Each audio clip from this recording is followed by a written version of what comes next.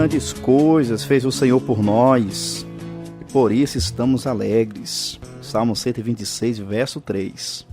Realmente, Deus ele tem expressado a sua graça, a sua bondade de forma muito abundante sobre as nossas vidas, de maneira que nós estamos na presença dele. Você que serve a Jesus, o nosso privilégio é muito grande.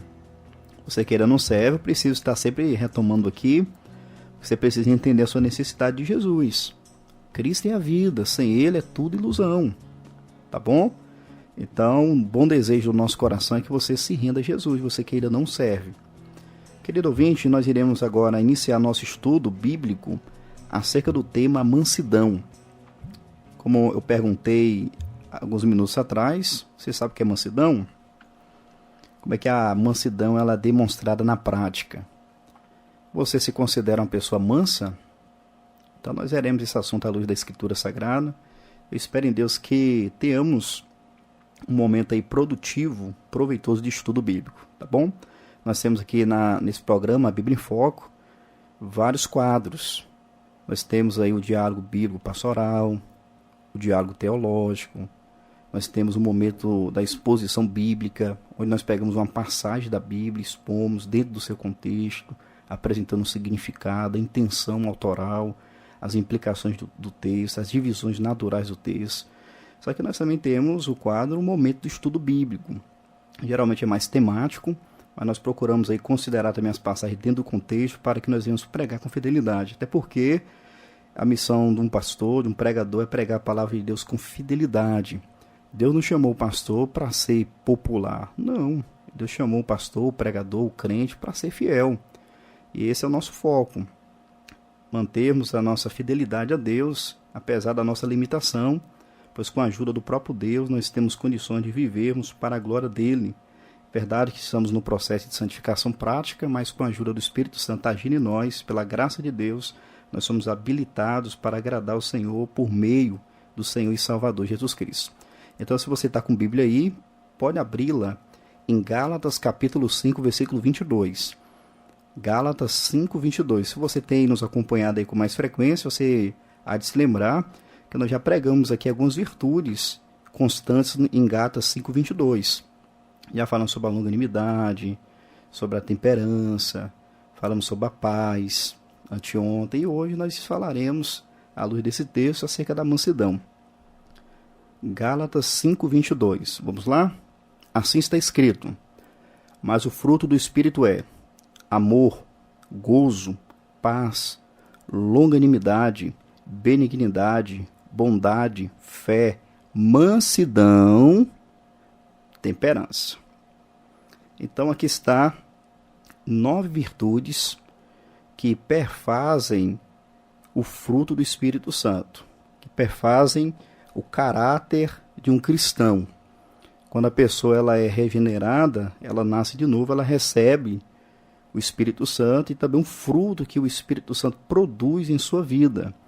E o apóstolo Paulo, nessa passagem, ora lida, ele está fazendo um contraste entre as obras da carne, descrita nos versículos 19 ao 21, com o fruto do Espírito, descrito no versículo 22. Esse fruto, você percebe que está no singular, só que ela é composta de 9 virtudes, conforme esse texto. E uma das virtudes que expressa tanto o caráter de Jesus Cristo como o caráter daqueles que receberam a vida de Jesus Cristo pelo Espírito Santo é a mansidão. Então vamos começar definindo o que é a mansidão. Já parou para se perguntar o que significa mansidão? Para a gente ter um proveito maior, nós vamos começar aqui a apresentar o que não é a mansidão, tá bom? O que não é a mansidão? A mansidão não é a pessoa ser fraca. É muito comum, quando se fala de mansidão, algumas pessoas associar fraqueza, não é isso? Pessoa fraca, até mesmo capacho. Mas não.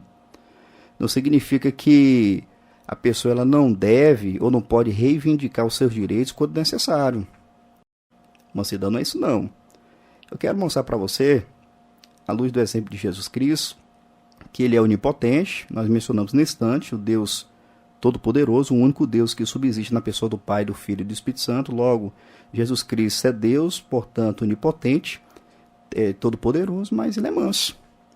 Então, aqui já fica claro para nós que a mansidão não tem nada a ver com fraqueza, com ser capacho, com não reivindicar os direitos quando é necessário, não. Cristo ele é todo poderoso, porém, ele é manso. Em Mateus capítulo 11, 28, você lembra do grande convite da graça que ele faz? Vinde a mim, todos que estáis cansados e oprimidos, e eu vos aliviarei. Olha só a autoridade dele. Mas no 29 ele diz, tomai sobre vós o meu jugo e aprendei de mim que sou manso e humilde de coração. Encontrarei descanso para vossas almas. Então note, Cristo, apesar de onipotente, ele é também manso. Mas afinal de contas, o que significa mansidão? A mansidão, uma pessoa mansa, é uma pessoa dócil. É uma pessoa que ela tem poder sob controle. Olha que interessante. A pessoa tem poder, entretanto, ela não é descontrolada. Ela é uma pessoa que tem um poder sob controle. Então, como nós vemos em Cristo, ele é todo poderoso, porém ele é também manso. Uma pessoa mansa, apesar das pressões, por exemplo, que ela pode passar, ela age com tranquilidade. Ela, por exemplo, podendo revidar alguma coisa, ela não faz. Ou seja, olha só, poder sob controle. Ela poderia reagir, poderia pagar na mesma moeda, mas não. Então isso expressa a mansidão. Ela podendo dar o troco, ela devolve com amor. Maravilhoso, não é verdade? Isso é obra do Espírito Santo. Então uma pessoa diante de uma ofensa, por exemplo, ela poderia descontar, mas ela paga o mal com o bem. É aquilo que Paulo vai dizer em Romanos 12, 21. Não te deixes vencer do mal, mas isso mal com o bem. Então aqui está a definição. Temos que agora pontuar a fonte da mansidão. Existem pessoas que são calmas, serenas e não são cristãs. Aí muitas pessoas ficam com dúvida. Será que essa mansidão que ela tem, se ela expressa ser uma pessoa tão serena, tão pacífica, será que é a mansidão que a Bíblia diz? Olha só, tudo que é bom vem de Deus. Tiago 1,17.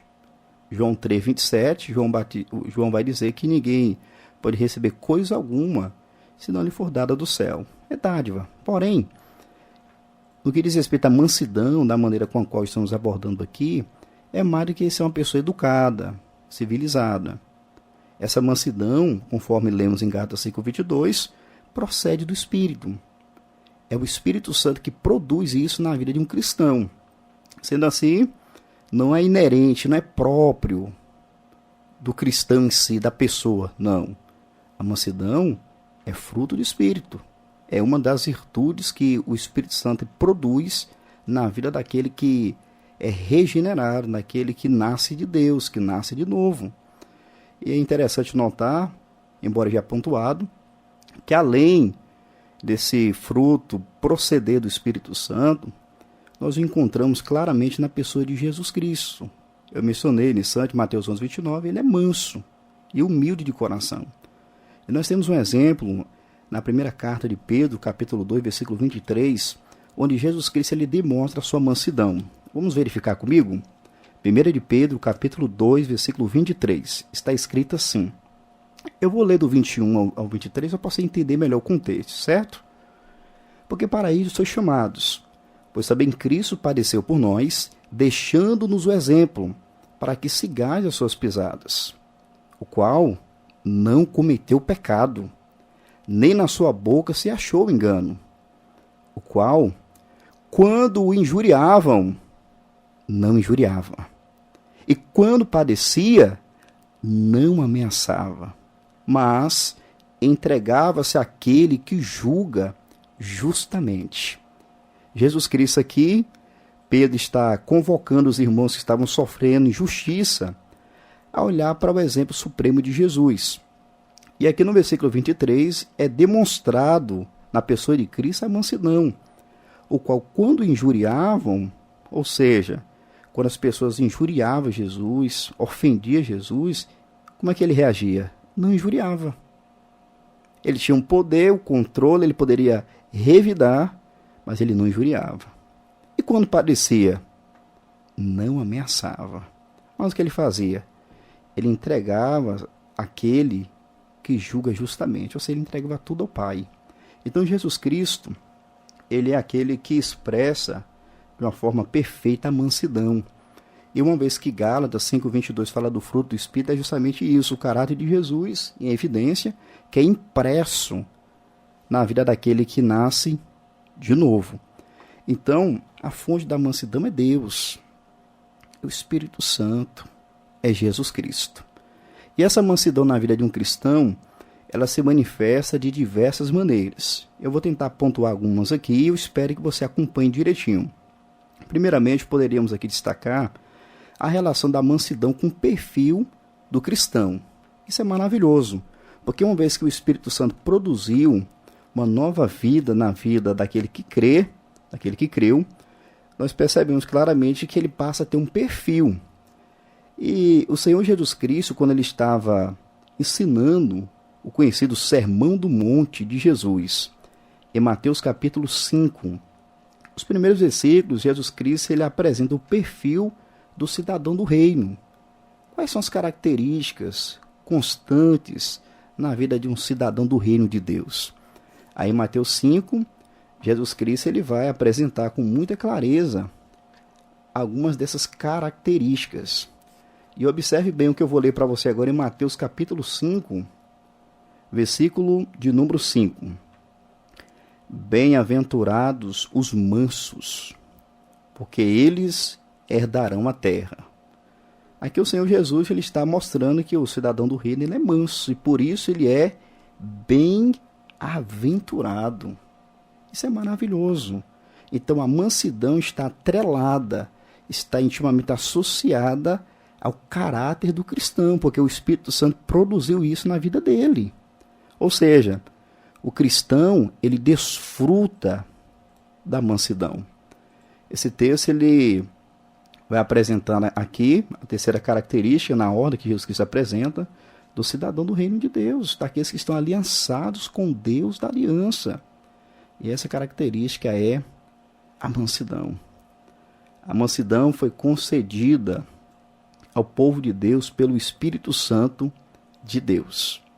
Então, se você é cristão e me ouve agora, você demonstra dificuldade, você é uma pessoa que retruca, tudo você quer descontar, pagar a mesma moeda, você precisa rever os seus conceitos.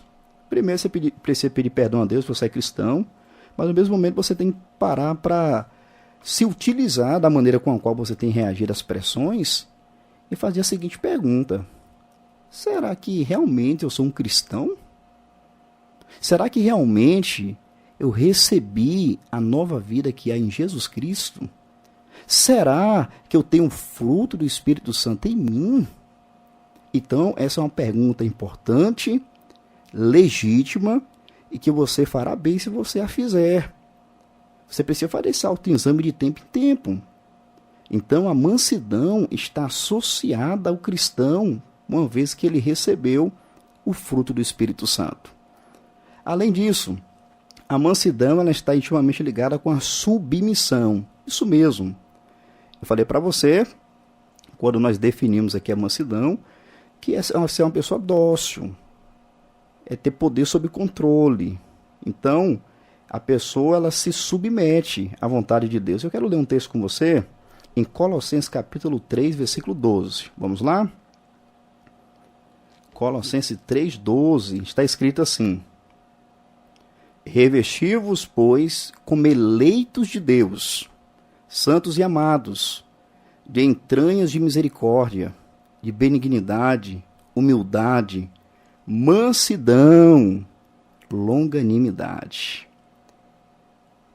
Nessa referida passagem, o apóstolo Paulo ele exorta os cristãos a se revertirem, a se apropriarem do que eles têm em Cristo, uma vez que são eleitos de Deus. E uma das virtudes que nós lemos aqui foi justamente a mansidão. Sendo assim, você que me ouve agora e é cristão, uma vez que há aqui uma exortação aos cristãos a atender essa ordem que é dada aqui por Paulo, significa submissão ao Senhor. Então, é um ato de obediência. A pessoa que é mansa, ela se submete à vontade de Deus. Então, agora vamos para a segunda pergunta aqui de autoexame. E aí? Você tem sido a pessoa obediente à vontade do Senhor? Você quer fazer do jeito que você quer, do jeito que você pensa. Tem pessoas que, infelizmente, eu falo isso com pesar, pessoas que às vezes se intitulam cristãs, mas na prática não tem nenhum interesse de fazer a vontade de Deus. Isso é lamentável. Isso é preocupante, alarmante. Porque quem é cristão, quem recebeu o Espírito Santo na sua vida, tem um desejo de agradar a Deus. Ele terá dificuldades, ele vai enfrentar desafios constantes contra os efeitos do pecado. Porém, o desejo que ele tem no coração é de agradar a Deus. Há um salmo, Salmo 40, verso 8, que Davi vai dizer o seguinte para Deus: deleito-me em fazer a tua vontade, ó Deus meu. Sim, a tua lei está dentro do meu coração. Ele está dizendo para o Senhor: Deus, eu me alegro, deleito-me, eu tenho satisfação em fazer a tua vontade. Então o cristão, ele quer isso. Então, se você é uma pessoa que tem frequentado as igrejas, ou uma igreja local, se considera como cristão, mas você é uma pessoa desobediente, rebelde, às vezes está passando por problemas, você é aconselhado pelo pastor, o pastor vem, ou o pastor está pregando ali na igreja, no culto, você ouve, entra num ouvido, sai no outro e acabou. A pergunta é: você é uma pessoa realmente cristã? Porque a pessoa que é mansa, ela se submete à vontade de Deus. O que Deus determina pode ser uma dificuldade para a pessoa se submeter em termos práticos, vivenciais, mas é o que ela quer em Cristo. Ela nasceu de Deus. Ela é uma nova criação. Ela é uma pessoa que tem o Espírito Santo em si, de modo que essa pessoa ela quer agradar a Deus. E quando ela não faz, o seu coração não fica alegre, fica triste, porque ela quer ser obediente. Ela quer agradar o seu Senhor. Jesus Cristo comprou os seus na cruz de maneira que os cristãos pertencem a Cristo. Então não posso querer mandar na minha vida. Você que é cristão, você não pode ter isso na sua cabeça, não. Ah, quem manda na minha vida sou eu, não estou preocupado com Deus, com a palavra. Cuidado. O cristão é manso. Ele se submete à vontade de Deus. Um outro aspecto da mansidão, e aqui é muito importante a gente trabalhar de uma forma mais prática para a gente entender melhor o assunto. A mansidão, ela tem uma relação estreita com a palavra de Deus. Eu quero poder comprovar isso com você, lendo Tiago, capítulo 1, versículo 21. Vamos lá? Carta de Tiago, capítulo 1, versículo 21. Olha que interessante. Tiago, ele está orientando irmãos que estavam passando por ferrenha provação, sofrimento severo. E quando chega o capítulo 1, ele vai apresentar a relação dos cristãos com a palavra. Ele vem orientando, eu quero ler com você do versículo 19, para a gente aproveitar mais a passagem dentro do contexto e poder entender melhor o versículo 21. Sabei isso, meus amados irmãos, mas todo homem seja pronto para ouvir, tardio para falar, tardio para se irar. Porque a ira do homem não opera a justiça de Deus. Pelo quê? Rejeitando toda imundícia e acúmulo de malícia, receber com mansidão a palavra em vós enxertada, a qual pode salvar a vossa alma. Tiago, ele orienta aqui a sua audiência em como receber a palavra de Deus. Por vezes, caro ouvinte, por decorrência da ira e às vezes da correção que a palavra de Deus traz, o confronto que ela traz, pode algumas pessoas acabar se fechando para a palavra de Deus. Porém, Tiago aqui ele diz como devemos receber a palavra do Senhor. Nós devemos receber, acolher a palavra de Deus com mansidão. Então isso aqui, em termos práticos, pode ser evidenciado naquela pessoa que ela está ouvindo a palavra, o pastor está ali pregando com fidelidade à Bíblia, expondo o Evangelho, ela recebe a palavra, sabe como? Não é retrucando, não. É falando, Deus cobra demais de mim. Não. Ela recebe com mansidão. Ela tem uma disposição para receber em si a palavra de Deus. Quando a Bíblia ela é verdadeiramente pregada, Deus, ele é verdadeiramente ouvido, disse um autor.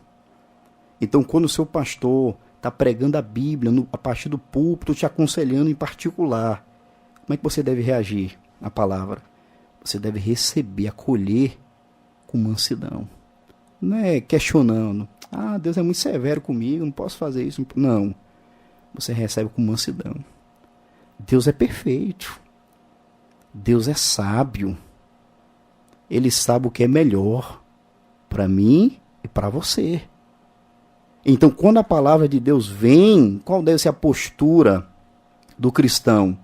Receber com mansidão. Eis-me aqui, Senhor. A tua palavra é verdadeira. Eu não sou perfeito não, mas a tua palavra é perfeita. A tua palavra é santa. Então você abre o coração e recebe. Então você não tem aquela relutância, como que dizendo, não queria que fosse assim. Não, pelo contrário. Eu aceito a vontade de Deus, revelada na Escritura. Eu recebo a palavra de Deus com mansidão. Não tem essa de ficar questionando, não. O cristão manso, ele se entrega. A palavra do Senhor é a verdade desde o princípio. E cada um dos seus juízos duram para sempre. E aí, você passa por esse teste? Você recebe a palavra de Deus com mansidão ou você ignora a Bíblia? Tem pessoas que ignoram a Bíblia. Fala que é crente, mas fala, não, na pregação não gosto muito, não. Eu gosto mais do manto, tem essas linguagens aí que a gente ouve por aí afora, né? Preocupante isso aí, viu? Vamos analisar direitinho, porque a Bíblia é a palavra de Deus. Nós temos que acolhê-la com mansidão. Então, isso aqui é importante porque norteia as nossas vidas na prática, em termos práticos, experimentais. Temos que receber a palavra de Deus com mansidão. Mas me permita dar mais um exemplo aqui. A relação da mansidão com o casamento cristão. Isso mesmo que você acabou de ouvir. Eu já falei em outros momentos, mas é oportuno o assunto que nos ajuda a lidar com as questões pessoais, inclusive no âmbito do casamento. O cristão, ele deve viver a fé em todas as áreas da sua vida. O cristão, ele deve praticar o evangelho em todas as esferas da sua vida, em todas as facetas, inclusive no casamento. Eu quero aqui ler 2 passagens da Bíblia, começando por Colossenses. E aqui eu quero me reportar aos meus pares, maridos, que nós temos uma missão muito nobre no lar. Você que é crente e ainda não é casado, você já precisa aprender também como a gente deve lidar e tratar a esposa. Colossenses capítulo 3, versículo 19. Diz assim, Colossenses 3, 19. Vós, maridos, amai a vossa mulher e não vos irriteis contra ela. Quando o apóstolo Paulo fala sobre amar, nós temos aqui um mandamento profundo e a principal missão do marido para com a esposa é amar. E como Paulo ele vai explicitar em Efésios, capítulo 5, 25, o marido deve amar a esposa como Cristo amou a igreja e assim mesmo se entregou por ela. Então não basta dizer eu amo minha esposa. A pergunta que você precisa fazer é o seguinte, eu amo como Cristo amou a igreja e assim mesmo se entregou por ela? Essa é a pergunta que nós, maridos cristãos, devemos fazer constantemente. Mas ele vai dizer no versículo aqui, 19, na parte B, no finalzinho, dizendo o seguinte, e não vos irriteis contra ela. O que isso significa? É que o marido não deve tratar a esposa com grosseria, de forma ríspida. Então nós vivemos uma época aí, em que tanto o feminismo como o machismo estão aí, degladiando, brigando, e eu quero dizer para você, nenhuma dessas linhas, desses movimentos, procede de Deus. Nem o feminismo, nem o machismo. E em relação ao machismo, essa ideia de que muitos têm de forma equivocada e distorcida, que tratam as esposas de forma grosseira. Paulo está dizendo, não, vós, maridos, amai a vossa mulher e não vos irriteis contra ela. Qual é a implicação disso? Se o marido não deve tratar a esposa com grosseria, ele deve tratá-la com mansidão. Exatamente isso, ouvinte. Sim, um tratamento manso, cortês. Então, Para a mulher que é cristã que me ouve agora, você precisa também entender que você não pode ser uma mulher rixosa, não. Já ouviu falar dessa expressão, rixosa? É mulher briguenta, confusenta? Não. Assim como o marido deve tratar a esposa com mansidão, não pode tratar com grosseria, de igual modo a esposa. Tem mulheres que são rixosas, são briguentas, é o tempo todo trazendo problema, questionamento, briga. Não convém que isso seja assim. Eu estou me dirigindo a você que é cristão. Você que ainda não é, você precisa entender já através do que eu estou ensinando, como você precisa de Jesus. Porque esse é um padrão divino. Esse é um padrão de Deus. Isso aqui não é um padrão nosso, humano. Não. É um padrão do Deus que criou o casamento. Então é necessário comunhão no casamento, respeito no casamento, valorização no casamento. Lá em Provérbios 31, 2, quando o provérbio vai falar acerca da mulher virtuosa, ele diz que ela faz bem e não mal ao seu marido todos os dias da sua vida. Então, tanto o marido como a esposa, ambos devem se tratar no casamento com mansidão. Mas em se tratando da relação dos cristãos com os irmãos na fé, como é que deve ser o procedimento? Será que a mansidão é essencial, é importante? Com certeza. E é isso que nós vamos ler aqui agora. Em Efésios capítulo 4, versículo 2, assim está escrito: com toda a humildade e mansidão, com longanimidade, suportando-vos uns aos outros em amor. Paulo está falando que os irmãos devem lutar pela unidade. O versículo 13 está enfatizado, procurando guardar a unidade do Espírito pelo vínculo da paz. E no 2 aí estão virtudes essenciais para que os irmãos conjuntamente possam lutar por preservar a unidade da igreja. E uma das virtudes é mansidão. Percebeu, ouvinte? Então, no relacionamento intrafraternal entre os irmãos na fé, é imprescindível essa questão da mansidão. Inclusive, quando ocorrer que o irmão cai em algum pecado, a Bíblia vai falar sobre a disciplina na igreja. Eu espero em algum momento, juntamente com o pastor Arnaldo, tratar desse assunto aqui na rádio. Disciplina na igreja. E em Gálatas, capítulo 6, Paulo ele vai dar aqui uma orientação para os irmãos. Ele vai trabalhar de forma hipotética. Ele diz assim, Gálatas 6:1: Irmãos, se algum homem chegar a ser surpreendido em alguma ofensa, ou seja, em algum pecado, vós que sois espirituais, encaminhai o tal com espírito de mansidão, olhando por ti mesmo, para que não sejas também tentado. Então o contexto aqui tem a ver com a disciplina corretiva. A disciplina na igreja você tem um aspecto variado, amplo. Você tem a disciplina formativa, que ela pode também ser chamada de preventiva. Você tem a disciplina cirúrgica, quando é necessário a pessoa ser removida da igreja, do rol de membros da igreja. Mas aqui Paulo está falando da disciplina corretiva. E ele diz, se um homem cair em alguma ofensa, com pecado, vós que sois espirituais, encaminhai. A palavra encaminhar aqui é corrigir. Corrigir o tal como? Com brutalidade? Não. Encaminhai o tal com espírito de mansidão. Percebeu?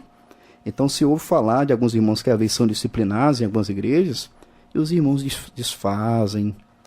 Parece que considera aquela pessoa ali como uma pessoa que não pode ser acompanhada, orientada. A pessoa errou, pecou, pediu perdão a Deus, está ali disposta a ser disciplinada pela igreja, mas muitos irmãos tratam a pessoa de forma inapropriada. Aí Paulo está dizendo, a correção é necessária, mas com espírito de mansidão. Percebeu, ouvinte? Como é que a Bíblia orienta a vida cristã? Em todas as áreas a gente percebe a necessidade da mansidão. Inclusive, em relação à defesa da fé. Você sabia, ouvinte, que o cristão, que a igreja, tem que estar preparada para fazer a defesa da fé? Apresentar aquilo que ela crê com convicção? Exatamente.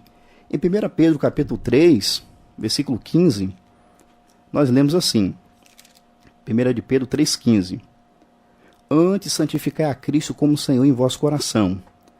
Estais sempre preparados para responder com mansidão e temor a qualquer que vos pedir a razão da esperança que há em vós. Pedro aqui está orientando os irmãos que estavam também sofrendo bastante, que eles deveriam santificar Cristo como Senhor no coração, e eles, assim como os crentes atuais, devem estar sempre preparados. Para quê? Para responder. Essa palavra responder aqui é a tradução da palavra apologia, que nos ajuda a refletir na palavra apologética, apologia, que é comum nós usarmos. Então, defesa. Aí ele diz aqui, mas como responder?